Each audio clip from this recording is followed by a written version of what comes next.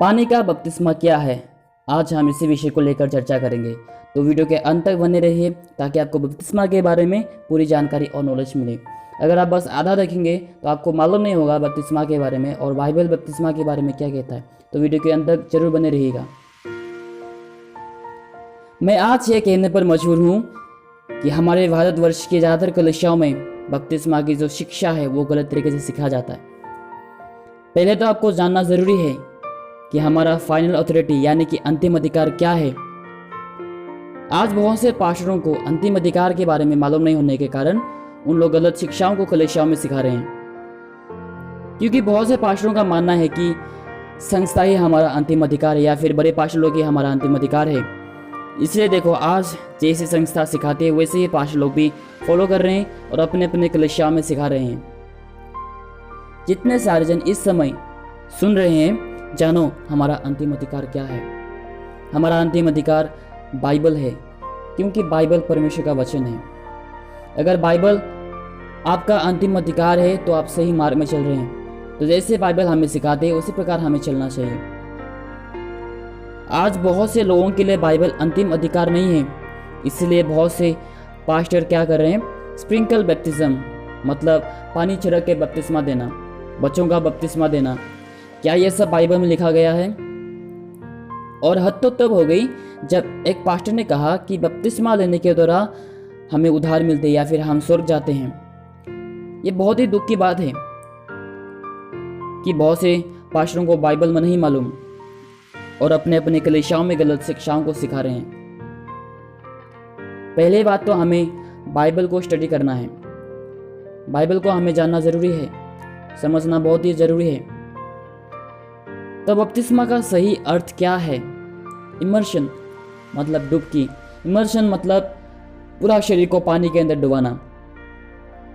अगर आप बाइबल में देखेंगे, क्या यूहन्ना बपतिस्मा दाता ने ग्लास में पानी लेकर लोगों के ऊपर पानी छिड़क के बपतिस्मा दिया? या फिर यीशु मसीह का कौन सा भी चेलों ने पानी छिड़क के बपतिस्मा दिया? नहीं। तो आज हम देखेंगे बाइबल के अनुसार सही बपतिस्मा क्या है, कैसे हमें लेना है और कब हमें लेना है। अगर आपके पास बाइबल है तो आप खोल के देख सकते हैं। प्रेरित का काम चैप्टर 8 वर्स नंबर 35 से हम 38 तक देखेंगे। आशा करता हूँ आप सबों को ये कहानी याद है।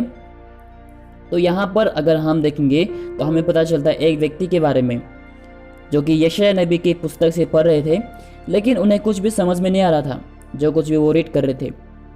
इसीलिए परमेश्वर की आत्मा फिलिप्पुस से कहता है कि तू जाकर उनके पास परमेश्वर के वचन को समझा। तो जैसे परमेश्वर की आत्मा फिलिप्पुस को अगुवाई करता है, उसी प्रकार फिलिप्पुस जाकर उन्हें परमेश्वर के वचन को समझाता है। Verse number 35। तब फिलिप्पुस ने अपना मुंह खोला और इसी शास्त्र से आरंभ करके उसे यीशु का शुभ समाचार सुनाया। क्या सुनाया? यीशु मसीह का शुभ समाचार। मतलब कि फिलिप्पुस ने उसे यीशु मसीह के बारे में बताया कि यीशु कौन है, या फिर उद्धार क्या है, या फिर उद्धार कैसे प्राप्त करें। तो यहाँ पे हमें जानना है कि उस व्यक्ति का उद्धार नहीं हुआ था जब तक ना फिलिप्पुस ने आकर उसे यीशु मसीह के बारे में बताया। Verse number 36। मार्ग में चलते चलते वे किसी जल के जगह पहुंचा। तब खोजे ने कहा, देखो यहाँ जल है, अब मुझे लेने में क्या रोक है। मतलब कि उस व्यक्ति को उद्धार के बारे में पूरी नॉलेज आ चुकी थी।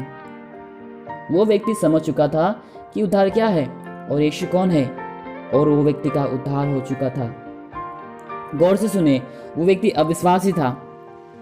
उसे मालूम नहीं था कि यीशु कौन है, और उसे ये भी मालूम नहीं था कि बपतिस्मा क्या है और कब लेना है। तो जब हम 36 में पढ़ते हैं, वो व्यक्ति पानी की बपतिस्मा के बारे में कहता है और वो बपतिस्मा लेने के लिए भी तैयार है। तो उसे वो नॉलेज कहाँ से आया होगा, या फिर बपतिस्मा क्या है उसे कैसे पता चला होगा? कहीं से भी नहीं, लेकिन फिलिप्पुस ने उससे बताया बपतिस्मा क्या है और कब लेना है। अभी हम देखेंगे कि हमें बपतिस्मा कब लेना है बाइबल के अनुसार। Verse number 37। फिलिप्पुस ने कहा, यदि तू सारे मन से विश्वास करता है तो ले सकता है। उसने उत्तर दिया, मैं विश्वास करता हूँ कि यीशु मसीह परमेश्वर का पुत्र है। तो यह वचन से हमें साफ साफ पता चलता है बपतिस्मा उद्धार से पहले नहीं। जैसे आज कलीसियाओं में होता है, छोटे छोटे बच्चों का स्प्रिंकल बैप्टिज्म, और जिनका उद्धार नहीं हुआ है उन लोगों को भी बपतिस्मा दिया जाता है। लेकिन बाइबल के अनुसार बपतिस्मा उद्धार से पहले नहीं, लेकिन उद्धार के बाद होना चाहिए। और स्प्रिंकल वाला बपतिस्मा नहीं, लेकिन इमर्शन मतलब डुबकी। अगर आप 38 में पढ़ेंगे तो लिखा है कि दोनों पानी के अंदर जाता है और फिलिपियुस उसे बपतिस्मा देता है। और सबसे मुख्य विषय यह है कि बहुत से लोगों का मानना है कि बपतिस्मा लेने के द्वारा हम स्वर्ग जा सकते हैं। तो बस एक छोटी सी उदाहरण देकर मैं ख़त्म करना चाहूँगा। अगर आपके पास बाइबल है, आप खोल के देख सकते हैं गॉस्पेल ऑफ लूक चैप्टर 23, हम 40 से लेकर हम 43 तक देखेंगे। जब यीशु मसीह को क्रूस पर चढ़ाया गया तो जब हम वचन खोल के देखते हैं तो हमें पता चलता है 2 डाकुओं के बारे में या फिर 2 चोर के बारे में। उनमें से एक जन कहता है कि तू अगर मसीहा है तो खुद को बचाओ और हमें भी बचाओ। लेकिन दूसरा चोर के बारे में जब हम देखते हैं तो वो प्रभु यीशु मसीह का अपमान नहीं करता, लेकिन यीशु मसीह को विश्वास करके यह कहता है, हे यीशु, जब तू अपना राज में आए तो मेरी भी सुधि लेना।